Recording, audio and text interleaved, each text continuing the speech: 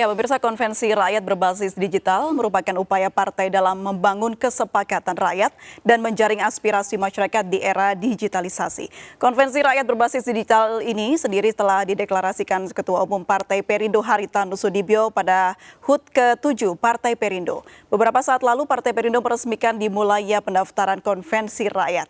Bersama saya Aprilia Putri, Anda menyaksikan Top Report Spesial Konvensi Rakyat Partai Perindo.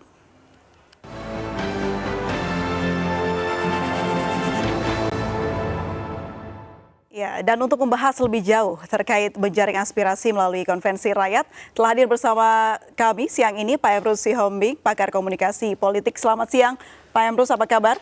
Selamat siang, Bu Aprilia. Baik. Sehat, salam sehat buat kita semua dan juga pemirsa di rumah. Terima kasih sudah menyempatkan untuk hadir di sini. Terima kasih.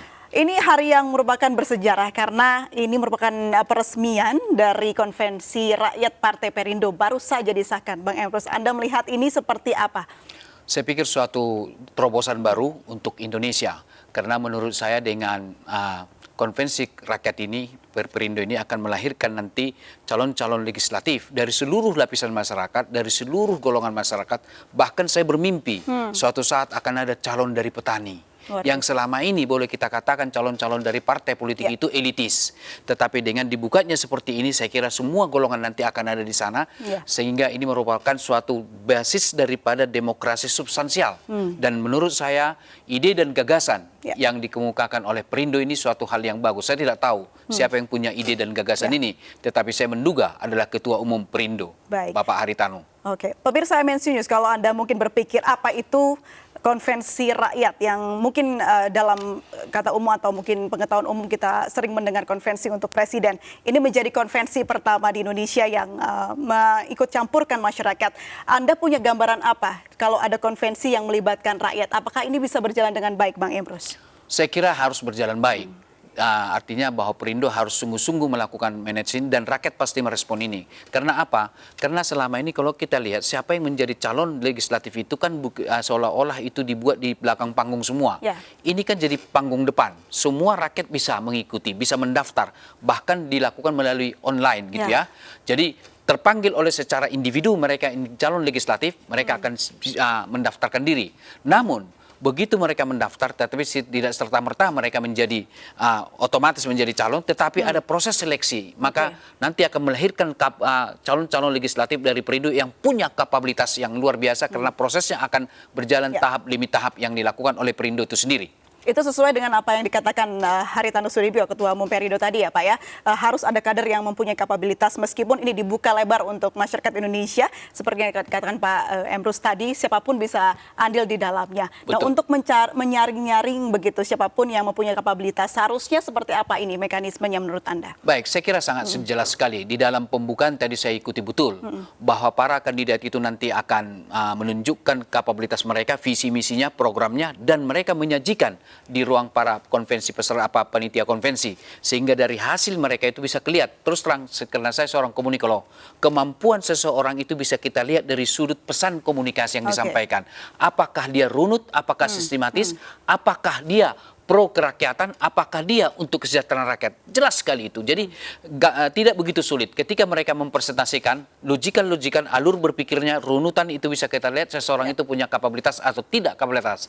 Oleh karena itu konvensi ini saya kira pasti melahirkan calon-calon yang punya kapabilitas. Baik, Bang Emrus dan juga pemirsa MNC News, kalau kita tahu partai politik di Indonesia ini kan selalu mengadaptasi bagaimana demokrasi substansial begitu ya, substansial yang mana keputusan berada dipegang oleh ketua umum partai. Nah, kalau tiba-tiba ini menjadi demokrasi prosedural begitu Pak. Nah, apakah nanti akan mempengaruhi bagaimana suatu partai itu berjalan? Baik. Yang terbaik itu adalah demokrasi substansial, artinya yang berdaulat itu adalah rakyat, yang berdaulat itu adalah punya hak suara, bukan ketua umum. Jadi oleh karena itu bukankah misalnya elit-elit partai selama ini, bisa itu pada level ketua umum, pada level sekjen atau dan lain-lain, mereka punya power untuk menentukan siapa yang dicalonkan. Tetapi dengan konvensi semacam ini, artinya terbuka untuk publik. Dan konvensi itu pun prosesnya terbuka, sehingga akan melahirkan nanti pemimpin-pemimpin calon-calon legislatif yang memang dari bawah. Jadi bukankah demokrasi yang substansial itu adalah demokrasi di mana rakyat yang berdaulat. Jadi pengurus dan pemimpin itu hanya sebagai suatu fasilitator. Mereka hanya sebagai pengelola saja. Tetapi bagaimana seorang pemimpin ini melahirkan tokoh-tokoh yang punya kapabilitas. Proses demokrasi, saya terus terang mengatakan bahwa di Indonesia saya belum temukan ada partai yang melakukan demokrasi substansial. Karena seringkali elitis yang terjadi, misalnya pengaruh karena pendiri, pengaruh karena punya logistik, pengaruh karena popularitas dan lain-lain. Tetapi dengan konvensi semacam ini menunjukkan bahwa Partai Perindo ini yang dipimpin oleh Pak Haritanu membuka kepada publik dalam rangka bagaimana Perindo untuk mensejahterakan rakyat.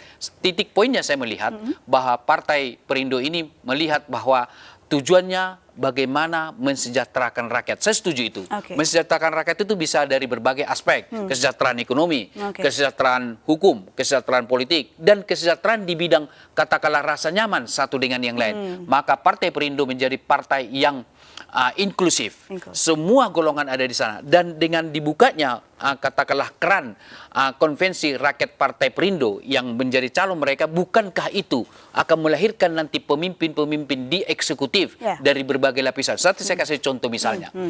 Di Polandia, Lech Walesa dari seorang buruh pabrik, dia menjadi presiden.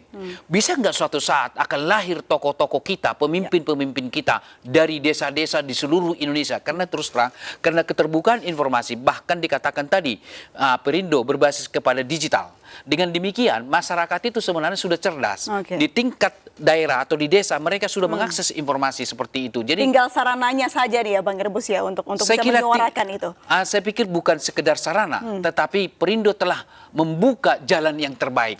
Karena memang dunia ini sudah berada berbasis kepada digital. Itu tidak terhindarkan lagi. Sehingga nanti di desa-desa, di kampung-kampung, semua katakanlah usaha-usaha yang dilakukan dengan digitalisasi. Dengan demikian, mereka punya kemampuan, kapabilitas yang luar biasa. Misalnya, di suatu desa, mereka sudah terbiasa digital. Bahkan mereka bisa nggak mengekspor dia punya hasil pertanian. Artinya, di situ manajemen sudah dia miliki. Relasi internasional sudah dimiliki. Jadi di satu desa nanti akan muncul pemimpin-pemimpin. Dia sangat bagus sekali. Jadi tidak hanya katakanlah pemimpin itu hanya elitis di Jakarta semua dan lain-lain sebagainya. Baik, kalau tadi ini mengangkat konvensi rakyat Partai Perindo, mengangkat mengenai ekosistem politik berbasis digital yang sempat disinggung oleh Bang Emrus.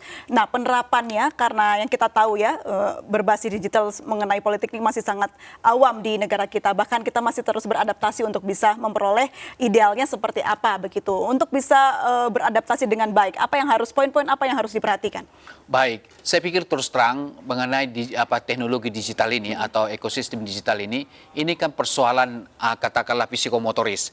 Dan teknologi itu akan semakin sempurna. Bukankah dulu ketika komputer kita mulai sentuh, tahap-tahapnya itu begitu ketat sekali, begitu ribet sekali, rumit. Tapi sekarang sudah semakin sederhana. Misalnya, katakanlah suatu contoh mendaftar untuk menjadi calon konvensi. Begitu mudahnya tadi, hanya berapa tahap, langsung klik-klik masuk, nggak begitu sulit itu. Artinya bahwa digitalisasi justru menyederhanakan suatu proses. Justru yang paling penting bahwa bagaimana melahirkan yang punya kapabilitas dan kemudian bagaimana mengisi konten-konten yang ada di situ yang berbasis kepada kebutuhan rakyat terpenuhi. Karena dari teori komunikasi mengatakan bahwa pesan bisa disampaikan dengan media termasuk dengan digital. Tetapi bagaimana pesan itu memenuhi kebutuhan halayak. Jadi kombinasi dari dua ini menjadi bisa memikat masyarakat untuk tertarik dengan Perindo atau menjadi pemimpin bangsa ke depan. Jadi saya mengharapkan selain digital yang sudah disiapkan oleh Perindo sebagai ekosistem yang dia katakan tadi, tetapi bagaimana para kader dan pengurus nanti mengisi konten ini, materi-materi yang dibutuhkan oleh masyarakat. Ada dua hal pendekatan yang kita lakukan. Pendekatan pertama adalah bahwa masyarakat itu sendiri menyampaikan, menggelorakan kebutuhan mereka, lalu ditangkap oleh para elitis. Baru kemudian boleh jadi di arus lain, elitis atau elit menyadarkan mereka bahwa ini kebutuhan kita. Katakanlah di suatu daerah, katakanlah di suatu provinsi tertentu atau di suatu kabupaten tertentu, boleh jadi ada di sana kebutuhan-kebutuhan dalam konteks perkembangan ekonomi. Misalnya, UMKM, usaha kecil dan menengah yang sudah dimotori oleh Perindo selama ini. Saya kira suatu hal yang bagus karena acap kali bahwa mereka berusaha di dalam suatu usaha-usaha mikro, misalnya katakanlah pertanian atau katakanlah kreatif, tetapi tidak dikelola secara manajerial yang baik.